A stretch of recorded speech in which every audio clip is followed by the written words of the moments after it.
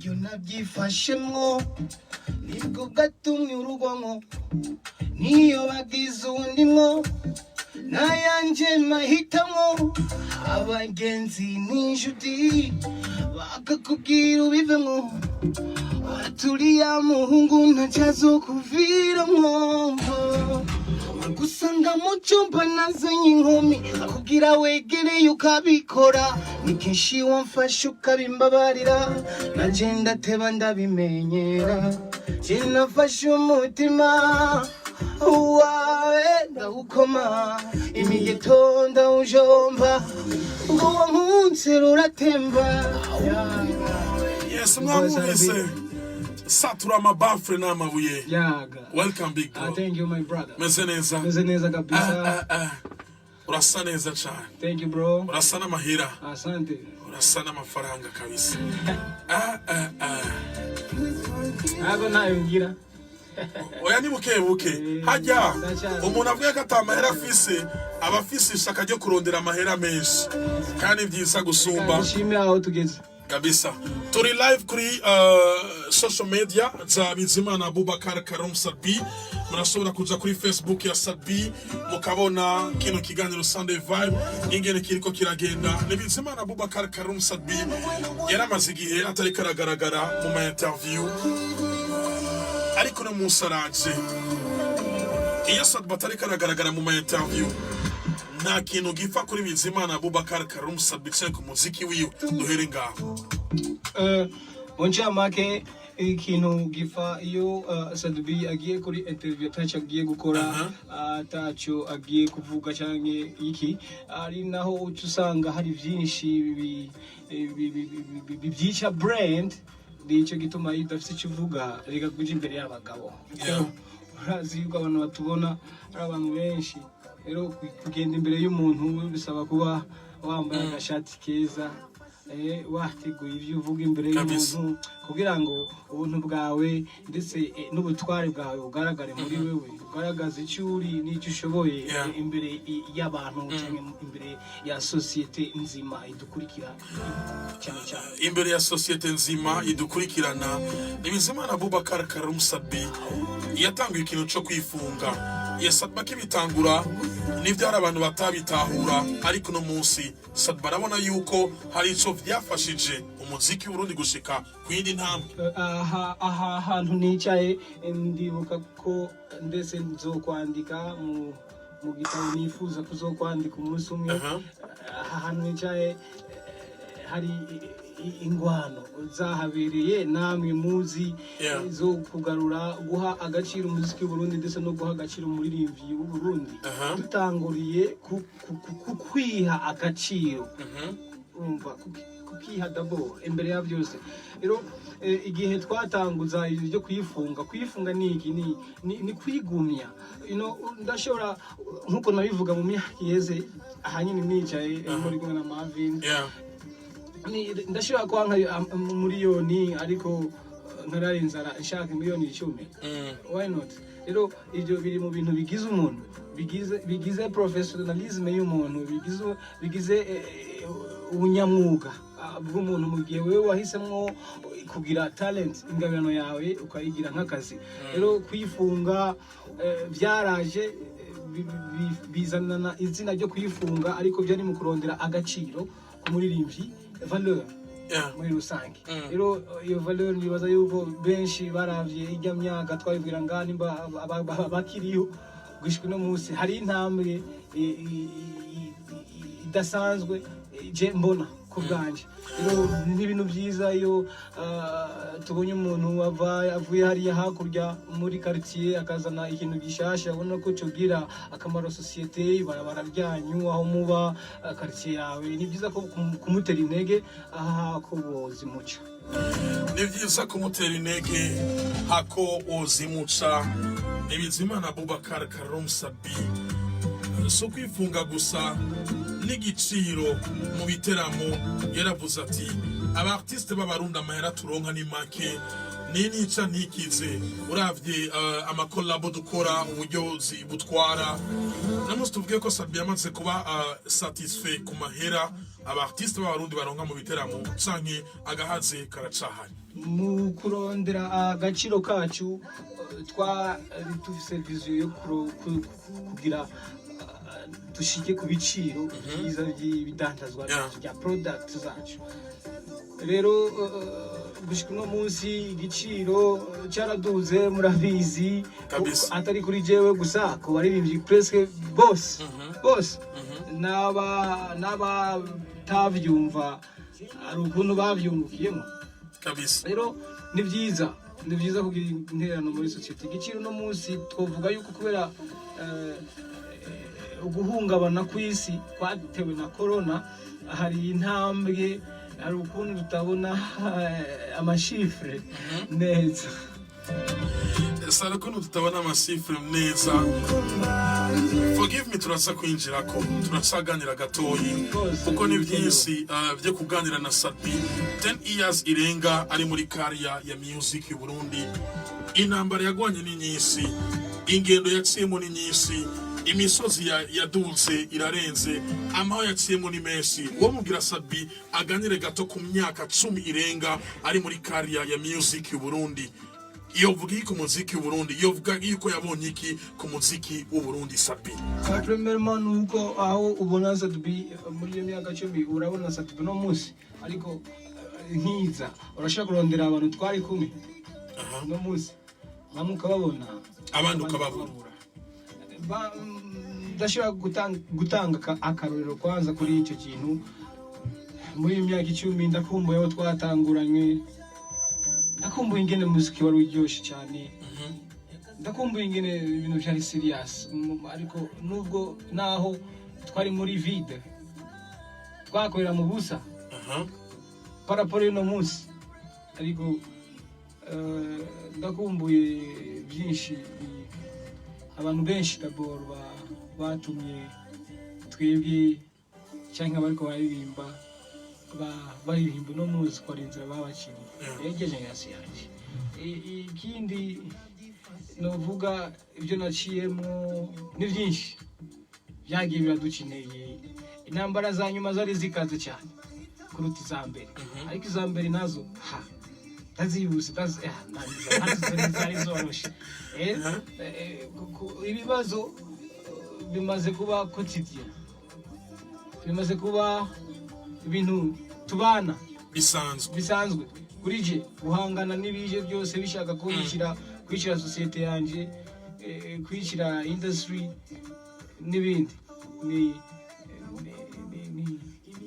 bisaba kuba uri umutima ugumye n'ibindi ariko kubivuga ngo byose ndabivuge ngambi bro sinubiheza uretse ko no mwanya ndi kuronka gato inyishu y'ibyo byose nagwaniye ndegereza kuronka inyishu yose naho mvuga ntisiganye imyaka myinshi kuko je kubiri kose ngereza guheza kugira iherezo ryiza ariko nibaza yuko bimeze nditanguye kuza inyishu biba ufite ubundi ndashaka abantu bambaza ati no musi meze fresh ndabwiye ati meze fresh ibibazo tukavyibagira ndetse n'ababitugiriye tukabana nabo neza kugira ngo tukugurure rero ibibazo vyamyeho bizokwamaho ni byinshi sinobiheza ibibazo vyamyeho bizokwamaho ni byinshi sinobiheza ariko ndashaka kuzorangiza neza Nibizimana Abubakar Karum Sadbi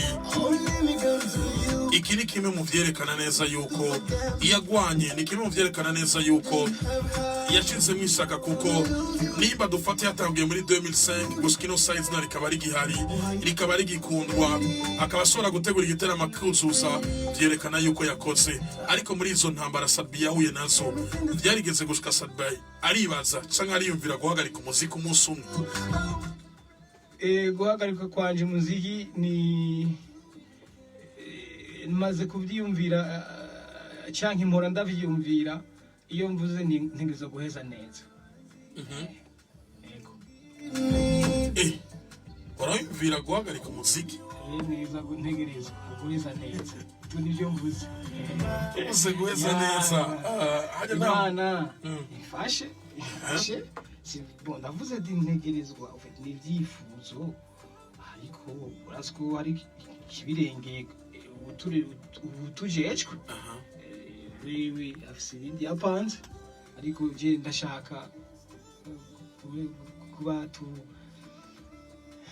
no heza ndundi tu kabisa chama no heza ndubundi inshallah ni Sadbi turaza turagenda eta par eta mu nyuma yaronse amadil menshi ibitera muri two bivuga ngo tubiyeze ko ni byinshi yaronse byose yagiye arakora neza ariko ni Sadbi yagiye kuba brand ambassador wa Crown aba brand ambassador wa Assurance Big mu minsi mike gusa asinya amasezerano mu makampuni abiri akomeye cyane inota arahabwa n'agaciro aragahabwa ibanga kuri Sadbi ni ryahe agaciro kuva tutuza tukabona ikintu kitagenda neza muri game muri industry aribyo twahinduye ibyo twahinduye nibyo byagiye kuduha ibyo dufise no munsi nukuvuga yuko je nimba nicaye kuri no micro ndiko ndategura ivyejo ndategura amajambo nzosiga ejo azokoreshwa kugira ngo societe ibeneho neza music industry igende neza cyo kimwe na wewe cyo kimwe n'undi muntu wese ajya ariko aragira imbaho azosiga umwana wiwe tuzoronka intebe kubera ujya mubaji yasize umwana wiwe hajya abashirira zacu zizoronka intebe n'ibindi rero ibyo twakoze wa munsi ngira indoto ndafise indoto yo kubona mipro agendera amipro no musi nugendera umuduga ko cyane ko zari inzara twese zari ariko entertainment yagira atera imbere yateye imbere kuki gute ni biki twahinduye ariko ntekereza yuko ibya mbere twahinduye ari ivyiyumviro ndabeshe mentality kandi mu guhinduka kwacu nicyo kintu cya mbere igomba gutangura twahinduye ivyiyumviro turatanga ibyo dufise muri twe biragenda neza uno munsi wo muwaza Sadbi social media yiwe ivuze iki kuri Sadbi social media ya Sadbi ikwiye gukora gute nk'umu artiste yo mu Burundi Sadbi yo kwisura gute social media yanje ikora nk'umu artiste nkene attention ndayikrea nkagira post nkagira 1000 likes change 20,000 likes na 1000 commentaires biravana na atteint nishaka gushikako rero byose ndabikora kubera iki ndukwidandaza cyo cyose nimba uno munsi wicaye ngaho corona yaraje wicaye ngaho taramenya gukorera business online bizohugora ifo kumenya how dushaka gucreatinga amafaranga kuri social media kuko isi ikirahinduka kandi igenda iriruka kandi abantu babibona bategereza guhindura ni ngoma ko bahindura kuko jewe ari gihe banyise umwami wa Facebook ariko Facebook no musi barayiriha amafaranga kugira ngo posted I get more millions but ndetse n'ababigira uno munsi barabafise barabona ko bifise akamaro kandi babikoresha neza bituma ndyoherwa bituma biryohera n'abafana bacu rero kwidandaza bizoshikana umuntu kucasha muririmvi kucashaka kuri zo deals no musi di brand ambassador wa Crown Royal yashize ko post ya Burundi whisky murazi ko dukora whisky nziza cyane kandi ikorerwa ari made in Burundi made in Muyinga no bivugo sifiye kuko tuyiha agaciro tuyimenya sabidiga ngo ndayimenyekanishe no musi ejo zituzanira amafaranga agaciro muyenzi kuturoda amadolari every day aza gute aza nyine uko nyine kugira iyo dufashe ibintu byacu tukabishora hanze abiha agaciro iyo fashe muziki nkawukorera ngaha nkazana Hotel Brown nka investisa in dollar ejo hazozana amadolari cyasisira kuko ni project ni na base neza bise business plan yayo byose rero en tant que umuntu afite management ikomeye intambwe biroroshe cyane yes intambwe ziroshe cyane aravuze ikintu cya Hotel Brown cyaduhera ngaho nyene uriko urakora amakolabo menshi kandi amakolabo tubona umusaruro warakoze kolabo na Meddy turabona 2 million views ari audio gusa zirenga.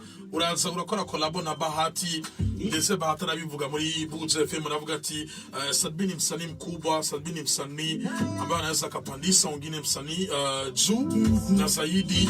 Uraza urakora collabo na Otile Brown ubwitarasohoka, ariko Otile yaraje ngaha. Abandi ba artiste barava mu Burundi bakagenda, ariko wewe umuzanye ngaha. Ntabwo bufise bwo ko investisa amahera menshi mu muziki wawe mu gihe bigoye ngene umuntu ashobora kuyagarukana hano mu gihugu cy'u Burundi. Mu masezerano twari kumwe igihe twasinye na company ya Crown Royal, navuze nije hari some millions nahevye, ariko ndonke investissement runaka ndari kuyaha umwana wanje cyangwa iki, ariko reka tubikora uko. Muri uko gukora ibyo byose ni sacrifice zirabandanya. No musishaka kuvuga ngo nururi indege hamaje ndege umuntu wanje akora video ngaha n'abantu bazogira makeup bakora akazi kabisa. For what? Kuki sasa ngende mfata amafaranga nda investise hanze, abana babandi babayo baroka. Kuno munsi narijanye na Otile Brown mu Rutana, tura abantu equipe y'abantu 27 kandi umwe wese yavuye yarosa akazi. Roziki urumva ni changement. Iyo ikintu chance kuri plan A uragira plan B. Rero strategy zagiye zirakoreshwa imbere, zarageze icyo zifashisha, ariko ikintu cyose kiri expire. Rero muri expiration y'ikintu ugomba kuba wararondeye ikindi. Sasa icyo kindi rero tuvuga ati okay, ikintu kigenda neza no mwanya nagiye Tanzania, nahuye na Johnny Joe yagize ikiganiro cyiza, but yafashe Umurundi, yafashe nation nzima, 20 millions y'abantu urayifata minenerwe because of icyuri. Uca wumva ko nanje nca ngenda nkiyumvira ati why ushaka wasuzugura igihugu ugatuma nabe nico nyene bisuzugura. Sasa ndagenda muhira nifungira iwacu, kira ngo nifungira iwabo kabisa. Okay, kubice kijya gihe nibaza ko ntarasubira kuri indege, kandi navyo nshaka kuzana Rayvan bici mu mugambi na Crown Royal en tant que brand ambassador, tuzana abantu benshi, management fate mu minwe abantu benshi, abana bacu baronka akazi, dutere imbere. Pourquoi pas non? Yes, dutere imbere ugwaruka rwo Burundi ruronka akazi. Yes, aho nyene kugira ngo Sadbi akore collabo n'umuntu, nibihe bintu canke nize critère abanza kuraba kuri iyo muntu kugira ngo ashobore gukorana nawe collabo? Ndavuga kuri Otile, ndavuga kuri Medi, ndavuga kuri Bahati, ndavuga kuri Sauti Sol. Uraraba audience nayo ugiye muri audience cyane ukashikumbura, uraronka statistics ziguha wowe icyo ushobora gukora. Kugira ndagenda ngaha mu Ruvumera, iyo ngiye kucyuririzayo ibintu byanje birasohoka paraporo yo muri village market. Urumva ubwenge bw'umudandazi cyo wumva ingene bushobora kuba bwokora muri icyo gihe. Urumva rero statistics twereka ati afise Sauti Sol ifise miliyoni z'abantu bangaye ba viewers bakurikirana. Mesha Otile Brown, Medi, uko nyine kavuga ati okay, je vais me pointer ici. Ngaha nshaka kuyipointa parce que ifise abantu bantumye ikintu kandi bakibonye biki hava kibaryohera bakaryoherwa. Naragiye ndakora collabo na Slay, ndakora na wakoze na Slay, wakoze na S2 Keys, na uyu Dully Sax. Nakoranye nabo collabo before. Je muri ibyo mbere yazanye Washington maji mwera kwa Washington Kampala. Urumva marketing iruguruse kuri je parce que ndai East Africa na management yanje. So rero kuvuga ko collabos n'ibindi narakoze ikintu kimwe kimpa ibindi.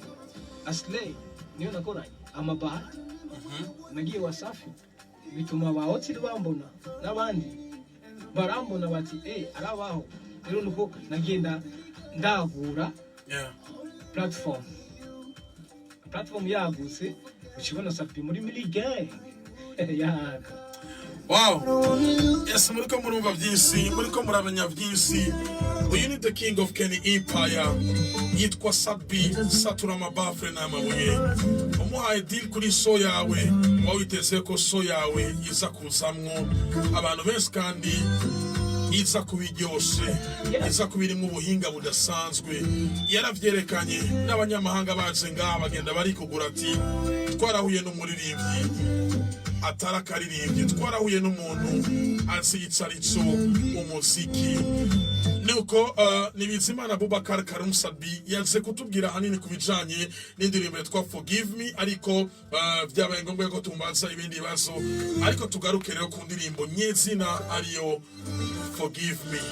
Indirimbo isohotse nyuma ya collab ari kumwe n'uwitwa Bahati, indirimbo yitwa Sweetie Darling, imwe mu ndirimbo nziza. Hari indirimbo yitwa Forgive Me, Mbabarira, Pardon Moi, indirimbo yasohotse le 29 septembre, igeze ku ma views atari make. Ati narafashe umutima wawe ndawujomba, ndawuha ibikomere, ariko ndajogira ngo ndakubwire ni forgive me, mbabarira. Ni byinshi nakoze mu rukundo rwacu, nategereza gukora bivuye n'urukundo wanyereka cyane, bivuye n'urukundo wankunda, ariko mu buryo nabyifashemo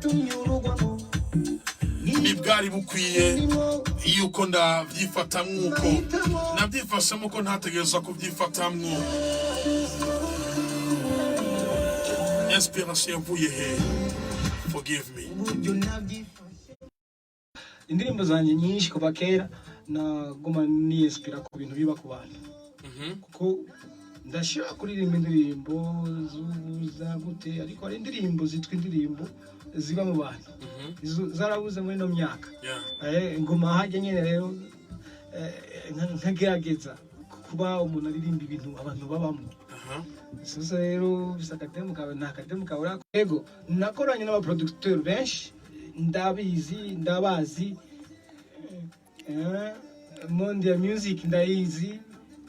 Iyo mfashe umuntu nkamushira impande yanjye ngomba mvuga nti urafisa aho mushikana nanjye ndafisa aho ndamushikana, wewe urazana iki nanjye ndafisa iki, ntagifise ndazaho ndakirondera. Vite je gituma no munsi ubona na quality isigaye ari nini par rapport kabisa. Na quality isigaye ari nini par rapport. Turabona ama video Sadbi n'amafoto ari mu ntara ya Muyinga, agenda atwaye studio portable, tukabona Sadbi wenyine ari ku mashini. Bamwe bakibaza ibibazo byinshi yuko Sadbi ashobora kuba ari we producer yikorera indirimbo. Ndashaka yuko no munsi biciye muri Sunday Vibe wotanga umuco ukwiye, kuko hari abantu benshi bibaza yuko Sadbi ubwiwe ashobora kuba ari producer ariko adashaka yuko abantu bamenye. Urakoze kumbaza icyo kibazo. Je uno munsi ndashaka kubivugira ngaha nkabiyakana yuko kuko maze kuronka ibirego byinshi ko ndi DJ Corona. DJ Corona no muntu yavuye muri China bivanye na nikiza cya Corona, igihe abantu benshi bataha, ariko n'umuntu wena ni umuntu namubonye bavuga ati Simon mwende ya music Simon de yiwe bivanye n'ukuntu ashaka kuba. Rero turamana turajana, ariko nta kamera burya ntayakunda. Urumva na kamera ntayakunda, none yo telefone ntayakunda. Telefone mushaka kumubona DJ Corona afise 30 minutes afise telefone nibibaho. Urumva afise mwende yiwe nyene yiberamo. Rero abantu bakashaka bibaza ko Sadbi everywhere tuba turi kumwe DJ Corona. Je mba ndi hajya gusa kubera ndabizi gato gufata amajwi, mba ndifatira amajwi. Yes, look, indirimbo yitwa Forgive Me. Feedback imeze gute ku indirimbo igisohoka? Arrangement is big, sound is big, everything is big in this song. Niyo feedback ndo. Ugerageje kuraba ingene Joel yavugije nawe n'umwana mushasha karaza avuza fresh. Arrangement yiwe ni top. Kandi kumva quality sound iri big. Ugerageje kumviriza nimba ubishaka kuba ufite ugutwi kwa music. Ni ibintu byiza tugeza ku ntambwe nziza. Nizaneza yuko Sadbi si ino ndirimbo yari afise gusa, muri stock hari ibikorwa byinshi nayise avangu. Nico nagira ngaruke ko kugira ngo Sadbi atore indirimbo isohoka bigenda gute? Yicarana na team yiwe batora solution gute bari hamwe? Akenshi je simba n'umunda no kuba mu bantu batora indirimbo ishobora gusohoka. Biramaze gushika indirimbo igasohoka Sadba atayitora? Yego kenshi. Kenshi kuko jewe izo mbona ko ari nziza. Ndabise izistari urabona zistanisha cyiza. Nizo ndirimbo je ndikuri ariko ku management kambwiye ati umuziki mwiza subo ikanyibutsa niyo ngize ubwo. Ati uyu ni umuziki mwiza. Ndirimba antange to asati bi ni we East Africa ikeneye kandi you are best singer in East Africa. You have to know. Nabigenderako nicyo gituma ubona no munsi hano bashatse umuziki mwiza baravuga ati turondere Sadbi tuturirimba parce que barumva kandi kantu kari different kari ka originalité kari kahari nabo gashobora kugira ikintu kazanye mu muziki wa kuko umuziki umurondeza sound umurondeza melody zindi zitandukanye mwiza kuko ugumye wiyemera ko gutwi kwa baresa usanga nje gituma rero indirimbo nyinshi sigenda ndazitora mbe ndababwira ati je nashize ngana zirivye mugenda muri studio mwumvirize je nashimiye imwe na rimwe nkayigwanira bikanka bon esprit de travail professionnel ni ugomba kuba kumera uri kwemera nubwo ati je ndafise ijambo rya nyuma. Kibazo cangira mu gihe Sadbi yavuze yagwaniye iyo ndirimbo kugira ngo isohoke, management kavuga ati iyo ndirimbo ntisohoke, ntibirasika mukamera nk'abacanamwe nka management no mu artiste? Bihora biba ariko professionnellement sisi ntibikenewe kuko abantu esprit de travail kandi esprit de travail en équipe urumva utegerezwa kwemera la majorité. Utegerezwa kwemera la majorité. 71 700 921 niyo nimero muza kwandikako. 71 700 921 niyo nimero muza kwandikako. 75 10 00 niyo nimero muza kwakurako. Munyumvirize neza. My people bakunzi ba Sunday Vibe, bakunzi ba Buza FM, bakunzi ba The Number One Soga Station in our country, the sound of Burundi. Ico tugiye gukora niki iminota 3 amasegonde 40 indirimbo yitwa Forgive Me, Pardon Moi, mbabarira nisame. Tuyumvirize tuyigirire promotion ihagitse muri Buza FM kuri The Number One Soga Station in our country, the sound of Burundi, la meilleure des stations. Tunagusaba ni kimwe, indirimbo itangura neza gutya. Indirimbo itangura neza gutya. Itangura Sadba avuga gutya. Igatangura Sadba asaba imbabazi gutya. Yes, amubwira ati forgive me.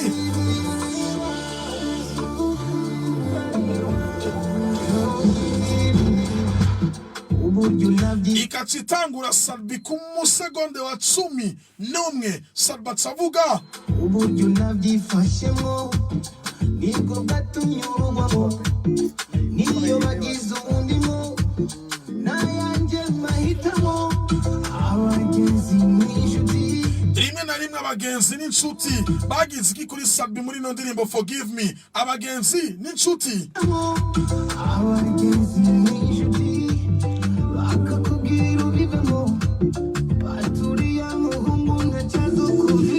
uzi yuko n'abagenzi n'inshuti babwira umukobwa yuko Sadbi bohebana kuko Sadbi ataco azo kwigera mu marira, ariko Sadbi yarabandanyije.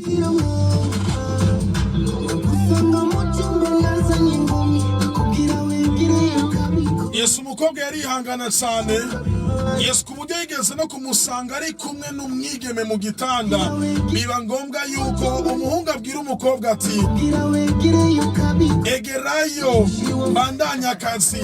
Wa mukobwa aregerayo, yegeweho gute?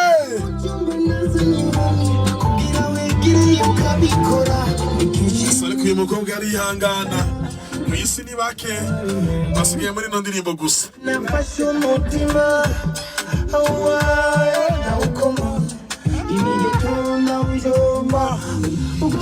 Yesandra haryoshe cyane. Ndabasabye muhumviriza ahantu, ndabasabye mwumvirize ku musegonda wa 57 uzofate telefone yawe canke laptop yawe usike ku musegonda wa 57 havuga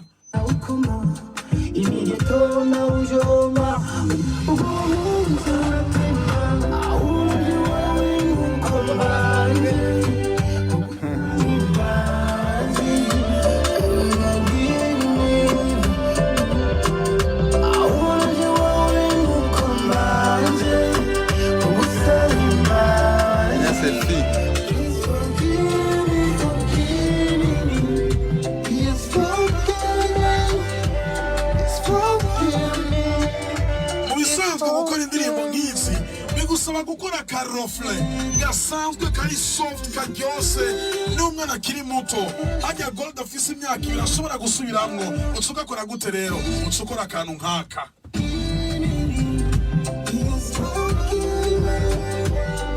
Forgive me, just forgive me, just forgive me, just forgive me, just forgive me, just forgive me, just forgive me.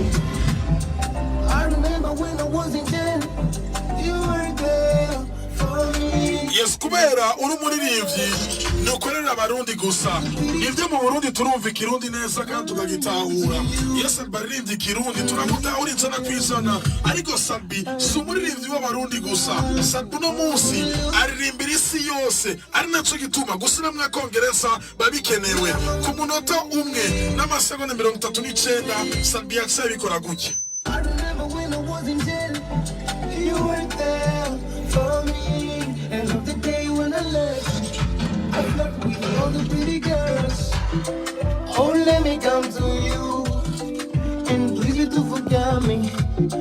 I wouldn't have had you. I don't wanna lose you, baby. Movie to go shaka, movie to go shaka. Uhayitama ngongere nirindi. Ekazinari. Yes, bivanye nuko mu gitero ca mbere amakosa yari yarayakoze, hari yasigaye yuko mu gitero ca kabiri aza gusaba imbabazi. Mu gusaba imbabazi hari ibyo yemereye umukobwa, yarabwiye umukobwa yuko yonamukubita bya bindi muri Bibiliya byanditse ngo umuntu agukubise ku itama ry'ububavu ngere n'iry'ukuryo aheza gukubite. Niko byagenze ku munota wa kabiri aravuga ngo Uhayitama ngongere nirindi. Ekazinari kwirindi z'amazi. You could do it for me. Let me sing this podcast one. Come to tell you how much I'm ready. I'm ready to do it again. I want you when you come by. ndasaka yuko umuntu aduhamagara kuri 75 10 00 biraro singine usubiramo akarofe vwe mugasubire mu karatesa sana kararyose karamirika munyonye ku murongo wa telefone. Halo, Mambo. vite. Salama kumengu uryohewe. Mimi nafurahi sana kusikia ndugu yangu anaongea. Sikia kaka, mambo vipi? Poa. Uko salama? Salama vipi Satibia, jambo? Satibia jambo. Mambo Tayari amaze kuva ku murongo ategeza ko batamenterafise. Ihamagaye muri rivyo kunda. Shiramo 5000 canke 10 bana. ako namwumvise Kabisa. Arana gukunda cyane. Ariko Sat, nuhora ukumbura kuganira n'abakunzi bawe kuri radio. ibintu ndabigumbuye umufata mengo ndi depaze nyine. Reka cyo tuguha umwanya ukwiye. Allo? Telefone Ingo 75 10 00 nama message ni menshi. Yes, ami uranyuzuza ndamukiriza Mr. Karabajya. Sadbi ubawe kuko ibyawe uwo bivuga niyo biheza. Forgive me number 1 do ibikorwa Imana ibandanyinzagira. Merci beaucoup. 75 10 00 mushaka kuvugana na Sadbi. Sadbi ari hano ku bwanyu. Yes, ami ndamukiriza umwami w'umuziki atitera imbere yari simira Imana Ezekiel atazira Bwana abamwitenga. Merci beaucoup. Ariko ahantu vraiment ndagusavye akantu vraiment tukaririmba aka kantu kabisa aka itari aka kantu arasa ukaririmba. Yesu ni munyanyi ku murongo wa telefone. Allo? Oui. Oya nsena munsi sisaka ko tuganira visi umutumira ringa muramutse. Yaga Ndakunda kabisa cyane kwe. natwe turabakunda. Uragenda kubwira. Uremeza neza ko umwana w'umuziki n'ugihugu Burundi. Kabisa uko mubibona. Murakoze. Sawa muraranirwe mugire ijoro ryiza mwe n'umuryango. Merci beaucoup. Merci ensemble. Ariko usura kumva indirimbo rimwe kabiri gatatu kane ariko indirimbo nubwo uhera mu gatondo yumviriza gushika mu gatondo kandi niyo kurambira umviriza vraiment kandi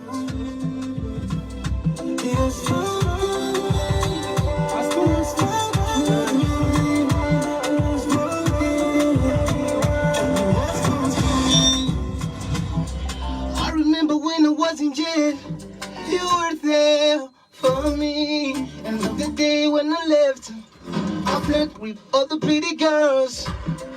Oh, let me come to you and please you to forgive me. I wouldn't have hurt you. I don't wanna lose you, baby. Ngubito kushaka wahitamo ngongere nirindi eka sinari nkwiriye n'izimbabazi ariko do it for me.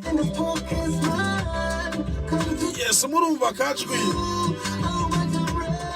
kubasinziriye basaba vyuka Yesu ni munyonyi ku murongo wa telefone allo yo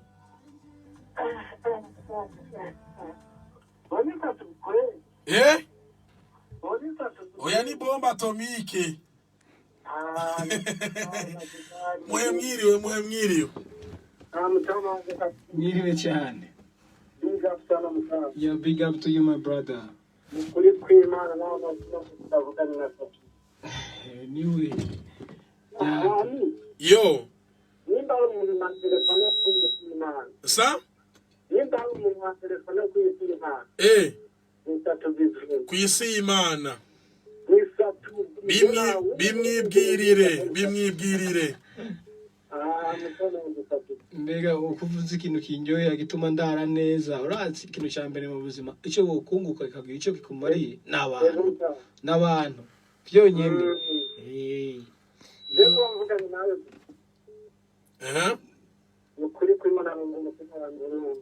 Twe nanjye ndabishimye cyane kuronka inshuti nshasha. Oyo. Amin.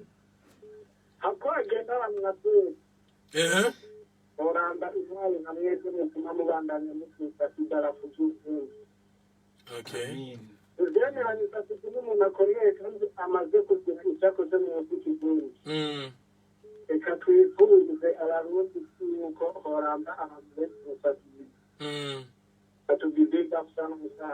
Amin. Murakoze ku majambo yanyu meza cyane. Yaga. Asante sana Imana iguhe umugisha. Merci beaucoup. Ama message ni menshi sinzi ko tuzana kuyasoma yose. Yesu yanditse mu ibero rikuru rya Mpimba. Assalamu alaikum. Wa alaikum salam Sabi. Ni Karim nikiwa jela. Walai mzee Sabi weni kiboko cha wasta wote Burundi. Mi niko jela ila na kufata 100%. Watu wangu wa jela nawafuata pia na niko nanyi kwa roho. Mbele na nyuma. Mwenyezi Mungu atazidi kutuwekea sawa. Na tunashukuru kwa maneno kwa support yenu. Kama mnatusikiliza mkiwa upo Warundi wote tunawaombea mambo yaendeke sawa.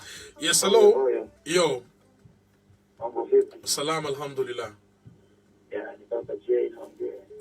Tuko na South B, South Ramabaf na Mawia. Salamu sana kwa South B. Mambo poa mwanangu. Fresh sana. Najua kama nakuta na mimi fani wako sana. Kweli. Kuna wimbo wewe ndio umetoa ule wimbo? Ndio. Kabisa mwanangu. Mimi nasikia unaimba fresh tu mwanangu. Kama vipi ushatoa nyimbo kibao?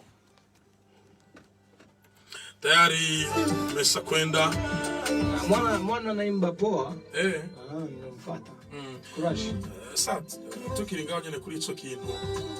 Hari umugambo ufise wo gufasa urundi gwaruka atari rujya gwaruka ufise muri Empire Avenue gusa.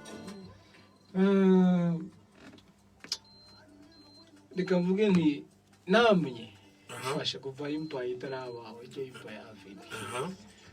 Benshi barakuze ariko turabanye nk'abajama n'umunsi. Bamwe turubana abandi nitubana. Bamwe bariyuka abandi nitwiyuke. Rero bisigura yuko twamye tubikora kandi tuzokwamba tubikora. Yesu ni munyonyi ku murongo wa telefone. Allo? Hello. Oui. Mwiriwe. Yo amanitachi yahera wari kuri ndajyo bite amindi Jux mu rugombo ndamukiriza Sadbi mubaza uti ngo azoza gukora igiteramo ryari ngira niyo mwamuhamagara bite amindi Brice Mugweza singowesh kuno nkunda Sadbi sindavyumva uwo musabira umubonano nanje wo bukoze n'akanimero yashizeko uzamwandikire kuri social media yitwa Sadbi bizaba byoroshye ngene mupanga mumere munyoni. Allo yo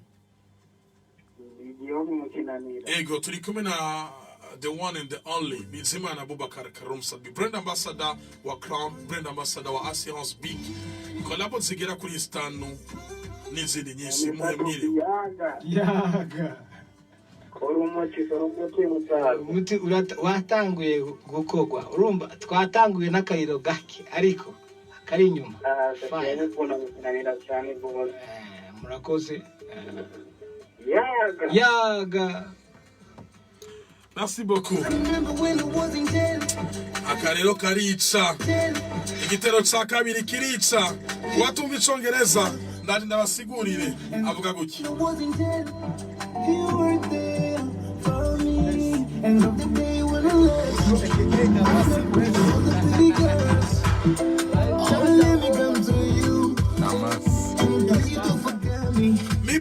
my people umviriza kubatazi uburyohe bw'ivyuma cyangwa uburyohe bwa studio no ngaho urabwumva nubwo indirimbo amajambo yovayo umviriza uburyohe nta bintu by'ibiceri wumva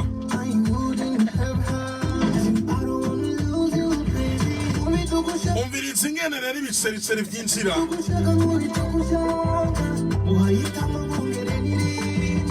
ninde muntu yohitama bakari kubita ikofa akamwongera irindi tama atari ukuntu ufise n'ibikunda ariko ibice muri forgive me birashobora gukunda indirimbo ishobora gutuma uwo mwankanye ushobora kumwandikira ka message mw'ijoro kamubwira ati erega bijya byose nabikora mu kutitahura ubu naritahuye mbabarira umviriza ingene igiterane ca mbere gitangura aho umuntu ntiyari bwitahure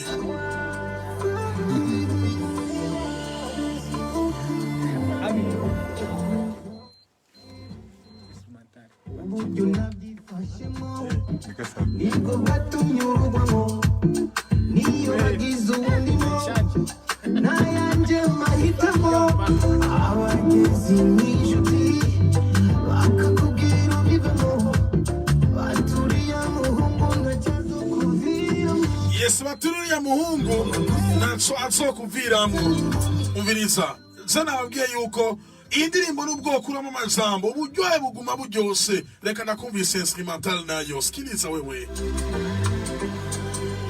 umviriza ibiceri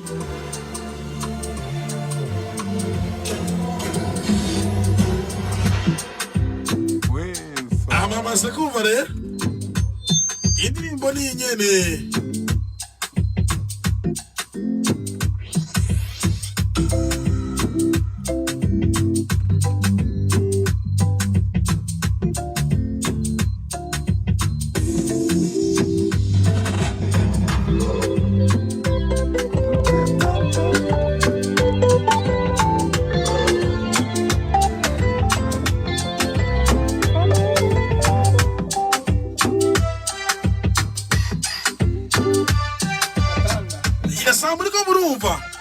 nasi kuririmba namaze kumva aho bageze kuri forgive me yo Imana niguha byose ishobora kuguha ijwi ryo kuvuga ku radio ngwe n'ijwi ryo kuririmba nibikunda undi munywanyi ku murongo wa telefone ifuso gane na Sadbi. Allo ana musnana mi bro yaga kolabo yako na Fiza jamani unasahau alkiziko mzee Ziko? Ziko, wezere iko. Mpya new song. Asante. Yesubuze ngo na kolabi hari mugiye kolabi bihari. Aba bawihenze ko kolabi rahari. Ndabaramukije ndi Ivan Gitega niko ndabakurikirana kuri Facebook live ya Sadbi. Ngo Sadbi ingoma stade ngo yuzuza. Muzo muhamagare. Yasoni munyanyi ku murongo wa telefone tumuzana. Allo? Yo. Wa alaikum salam. Duzijwi. Ni sawa aramutsa Sadbi? Mahoro cyane mweno. Yamaze ugenda asante sana. Tunawe tubazi ibibazo bitumbereye binafasha mu iterambere ry'umuziki w'u Burundi. Uza FM muri Sunday Vibe ndabaramukije di Alexis Kumutakurami pro atuzaniye umutumire dukumbuye Woni King tubarize Sadbi adosorera yandirimbo ya Otile Brown ngo collabo ya Otile ni ryari gasati Ni vuba. In 2 weeks, 1 week, you know, ni back to back. Yes, ni back to back. Ariko ico wasigaranye mu rugendo rwa Otile mu gihugu cy'u Burundi kuri Sadbi ni giki? Otile we yagiye avuga yuko yasanze umu artiste akomeye mu Burundi. Ico Sadbi yasigaranye ni giki? Iki koko. Reka tuvuge ko twavuganye byinshi kugerekeye industry yabo ko biteye imbere ahubwo we yarabonye Burundi we yaratwaye byinshi paraporo yabonye mu Rutana Muyinga yarabonye ahantu hatandukanye igenda imisozi myiza yagiye twamutwaye amajya mu Kanyosha hari adamwereka quartier aho nakuriye the Empire turahaca tugenda mu Kabezi tumwereka ibintu byinshi cyane. By the way narakunze n'ingene wamwamitse agapira kanseko Visit Burundi. Byari biri ngombwa mu gihe twe nk'urugwaruka twifuza iterambere cyangwa mu bantu nk'abantu bifuza iterambere bifuza kubona turonka abashitsi benshi twabikoze kandi turashimiye bose batubaye hafi management yanje ya Crown Royal yafashije kumuzana ngaha ndetse n'abandi twagiye turakorana. Ikibazo umuntu aca yibaza mu ndirimbo ya Otile na Sadbi twitege kumva Otile aririmba Kirundi. I'm a surprise mesh. Wow. I'm a surprise mesh cyane ku buryo urumva je mu bisanzwe nimbukurikirana social media zanje ntabwo uramvuga. Urumva iyo mvuze wewe ukaza ukavuga uti ariko aravuga ariko hageze mu bikorwa ndihorera nkakubita akazi. Nibyo bintu byiza. Je rero ndashaka gukubita akazi back to back. Ama wewe antake big promoters dufise mu gihugu cyacu. Support yawe ibikenewe tuvuga ko bikora. Thank you so much. Support abari ngombwa ku muntu abareka guteza imbere umuziki w'u Burundi. Sat anabwira yuko ibintu byinshi no munsi biriko biramura no muziki ari byinshi byagiye biravugwa muri kahise. Proze 1 million views urayibuka social media uhimiriza abantu namusi 1 million views zarakwiye ukwifunga hari indi ntambwe byatweretse ko umuntu yifunze ashobora gushika ku kintu gikomeye. Urabonye amadil Crown iraza Assurance Peak iraza arakandi kabiri tubikiye tuzobona mu minsi iza. Akabijya ni twinshi je yo fashe nka Sadbi ukarega gukora indirimbo yanje kuri YouTube agenda kuri Spotify akona kabijya n'abantu so twahinduye mind kuko Spotify irashaka kumuha better music amahera menshi ishaka kumuha imbere amahera menshi paraporo yayaronka kuri YouTube you know kandi Spotify warayuguruye mu Burundi nuvuga functionality yayo abantu boyikurikirana twogice duhindure cyane twagira ukuntu twavansa cyane nicyo gituma dukwiye guhimiriza abantu kugira kuri Spotify imwaro Spotify management yanjye KPI yakubwira ko imwaro bumviriza Spotify cyane imwaro mu ntara zose zigize u Burundi imwaro budashobora kubishigira umuririmbyi udashobora kumushikira ngo bashimushire amafaranga kuri konti uragira Spotify ubishize ko amafaranga kabisa. Urumva kuko twaje duhimiriza abantu kuva kuri WhatsApp n'ibindi byo mwavuze no munsi yagize yuko tuhimiriza abantu gukurikirana cyane Spotify. Cyo gituma urabona no munsi n'imbuga za YouTube ntaziha agaciro cyane. If the views millions the best in this country more million viewers. I'm a mini gang. Ariko uno munsi simpa cyane YouTube agaciro kuko tuza abaririmbyi benshi mu mahanga batafise viewers za YouTube ariko araba millionaire kubera Spotify. Apple Music n'izindi dukuvuga ko tutegeza guhindura amatarisi na mind ivyumviro tukagira ku izindi ntambwe. Yes, no. Twakira appel zitanu za nyuma ariko ama message ni menshi turakira undi munyanye ku murongo wa telefone. Allo? Oui. Ni bon na uraho. Ganira no muhungu mwiza yitwa Sadbi mwigeme mwiza. Ngo yari ngaha muramutse. Turakomeye namwe. Yaga. Amanyene muri kisatura. Kesa cyangwa kubikuba. Amanyene akora neza turakota cyane ndamurari yo. Nta kibazo. Oya. No kumutera intege no kumushigikira. Meza cyane. Murakoze ndabashimiye cyane. Bakundisa akajwi keza. Cyane. Sinabona umukobwa ahamagara ku radio asijwiri. Ariko yaje. Voilà. Piradi. No asijwi ari yorobeka. Allo. Oui.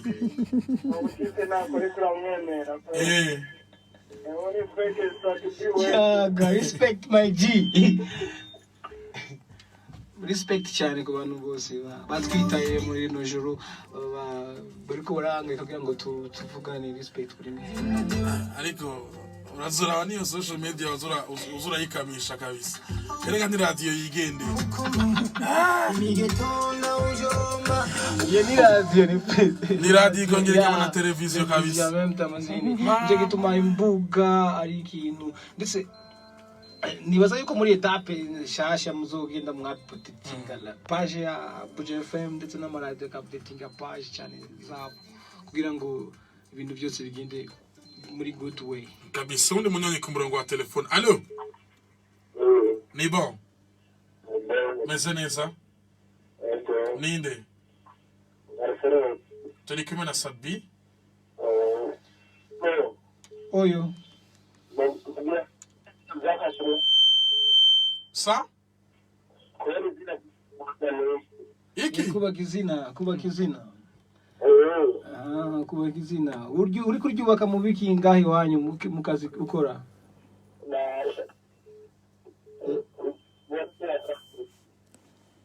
Uti?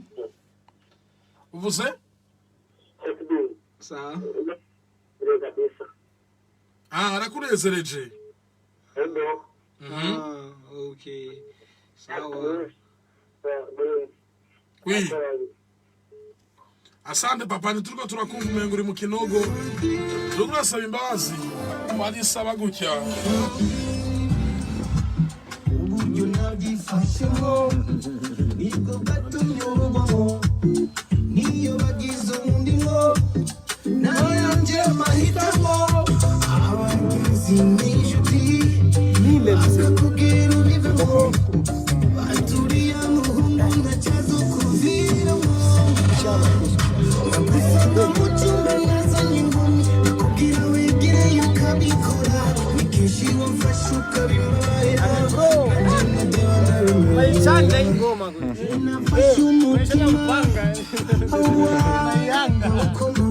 Zeo rero nimba baranzomvye narakunze cyane ubiriza neza mi people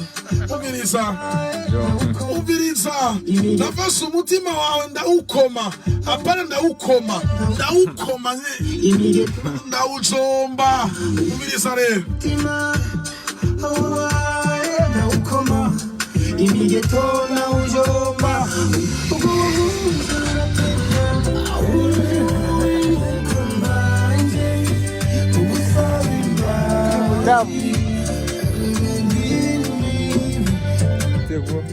Yes, nuko twakira umunywanyi wa nyuma ku murongo wa telefone. Allo? Yo. Salama.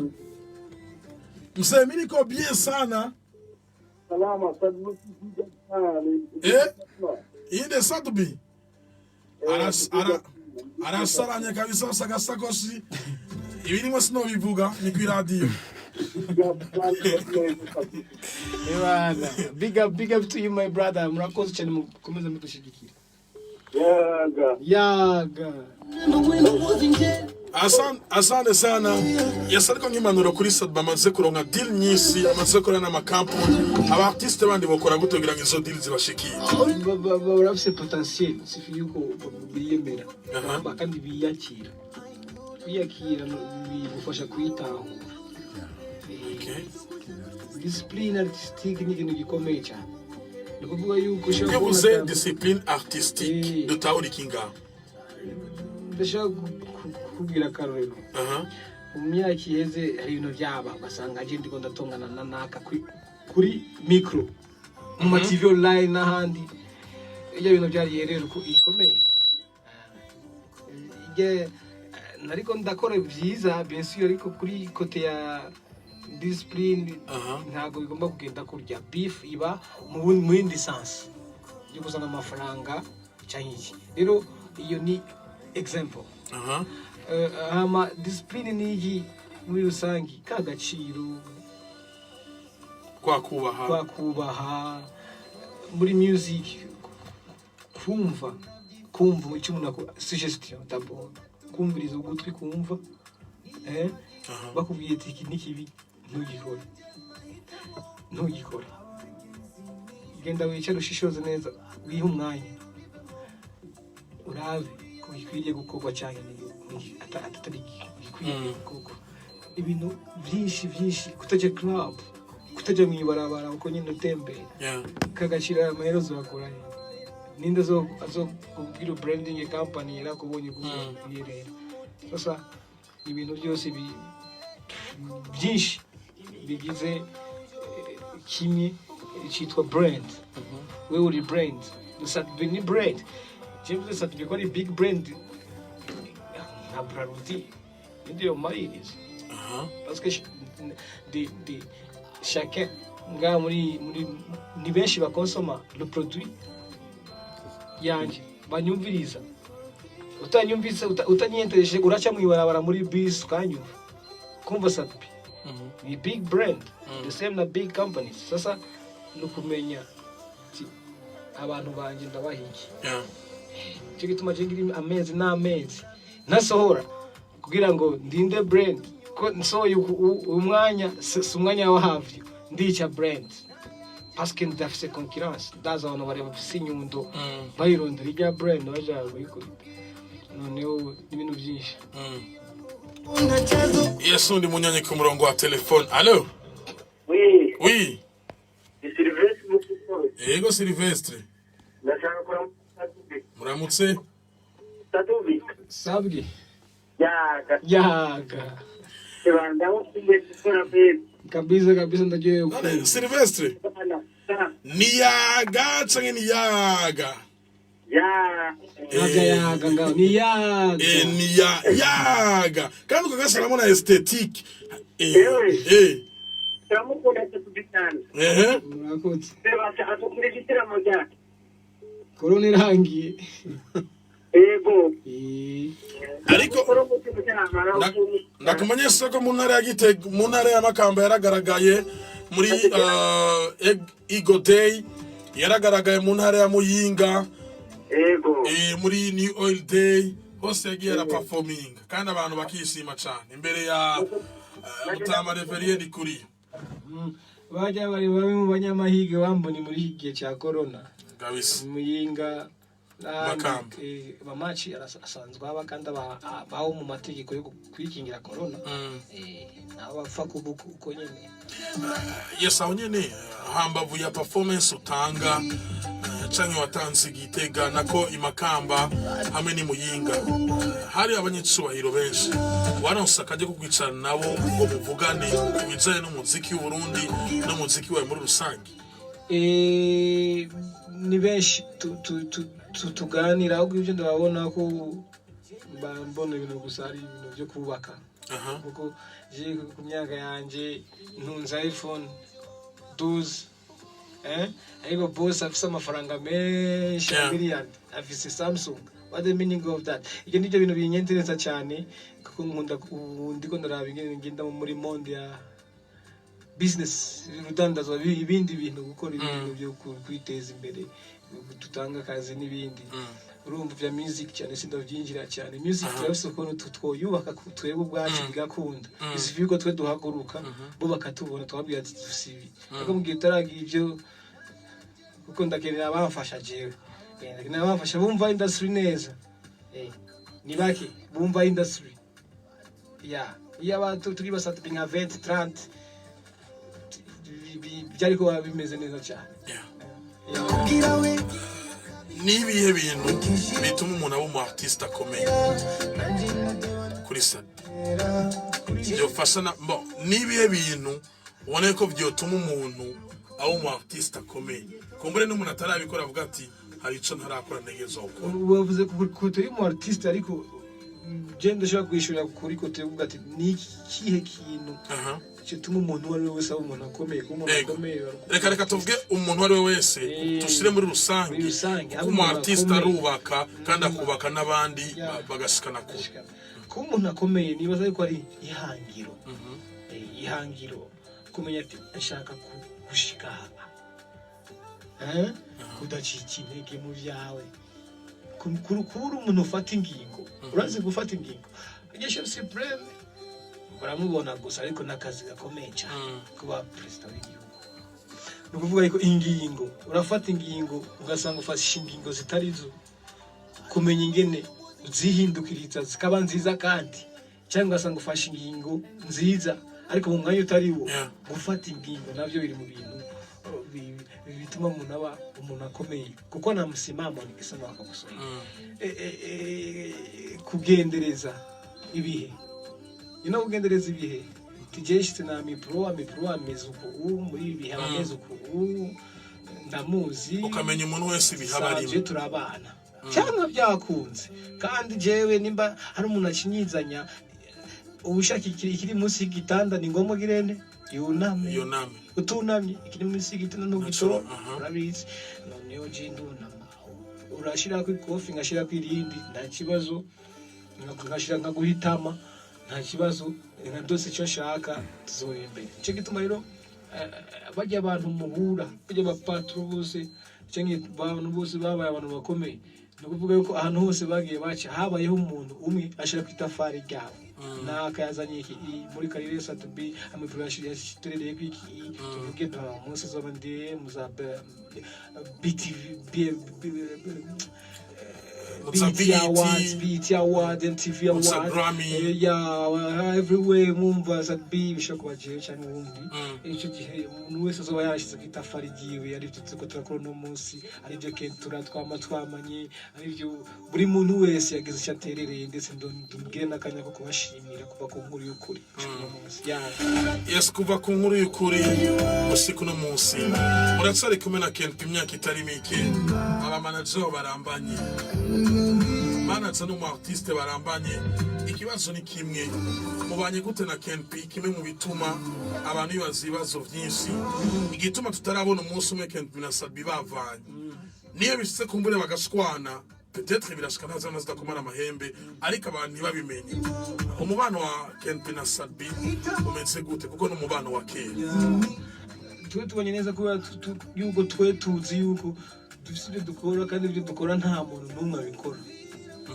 ibyiyumviro byacu nta muntu n'umwe abifise muri kote ya industry dufite ibyiyumviro byacu kandi tuzi yuko ari byo ego birateba byaratebye gushika abantu bavyemera ariko pole bazoyibona kandi bagenda bayibona nukuvuga ko rero turavuga duti twebwe rero nimba dufitiye akamaro industry kuko twokwirirwa dushwana twebwe ibintu tujera ko byaturengeye ari gihe amazina turengera tuvuga duti no munsi nakubise indirimbo ya million review anga eske kugira ngo ndonke yindi yisumbe ndabigenza gute invest ukaraba ibyo bakoze ukaraba warashizemo amafaranga waragize amazina akadusumba tukabireka urabona ariko rero kuvuga duti tukiyumvira duti twege iki kintu twireka kubera yuko tukavuga duti tukireka kubera yuko twe tuzi yuko dufitiye runini music industry kandi dutegereza kuyiyobora mu nzira nziza kandi abantu benshi nzi nubwo batabivuga uno munsi bashaka kuba baturaba bakavuga tureka niba bikora nkatwe ndazi yuko bazoshika ahantu uno munsi mba ndifiriye kubivuga I'm sorry mba ndifiriye kubivuga kuko ndazi industry ndayisuzuma buri munsi turacaka abantu benshi bacakeneye formation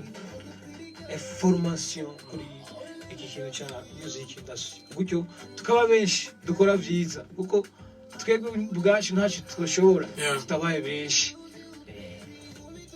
nuko kabisa 75 umunywanyi wa nyuma ku murongo wa telefone ariko nashaka gato twumvirize kano karimbo umuntu yaciye allo oui arakumva sawa turabaramutsa natwe murakomeye mani shimwe yameze kumwe ego wese kuri mugenzi wanjye ati uretse iyo mukani dogere ati ariko mu ndirimbo cyane umaze gukora gukurikirana waranyine waranyine indirimbo yawe ndi kukumva neza avuze ngo mu ndirimbo zitanu urutse ukora waramwemeje gose biteye ubwoba nibaza yuko tuvuze indirimbo zitanu yashatse kuvuga nibaza yuko allo uratwumva guhera ku yahe guhera ku amabaruwa umubabaro n'ibyo ayo ibyabo kubaka izina udunda n'ibyo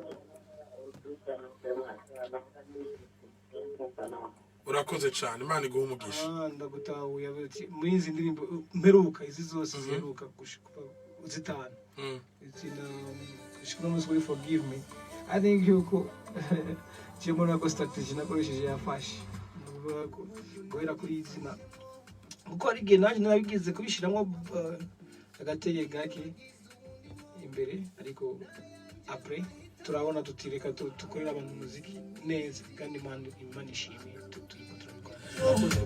yes kandi imana ishimwe turiko turabikora neza big bro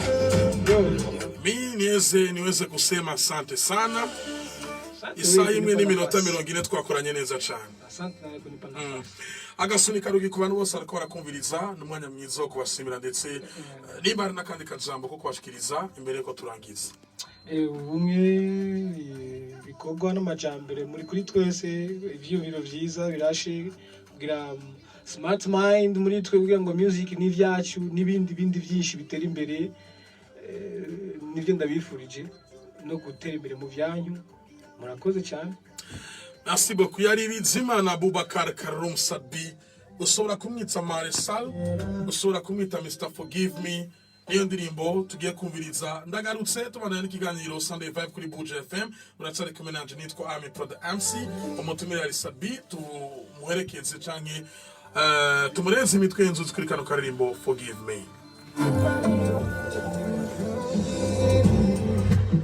uburyo nabyifashemo nibwo gatumye ubugwamo niyo bagize ubundi mwo nayanjye mahitamo abagezi n'inshuti bakakubwira ubivemo baturiye umuhungu ntacyazo kuviramo bagusanga mu cyumba nazanye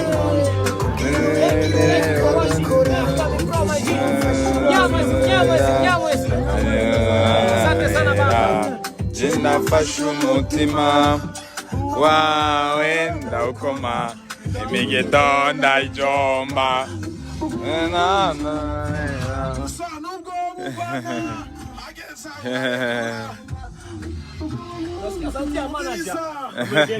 ndawujomba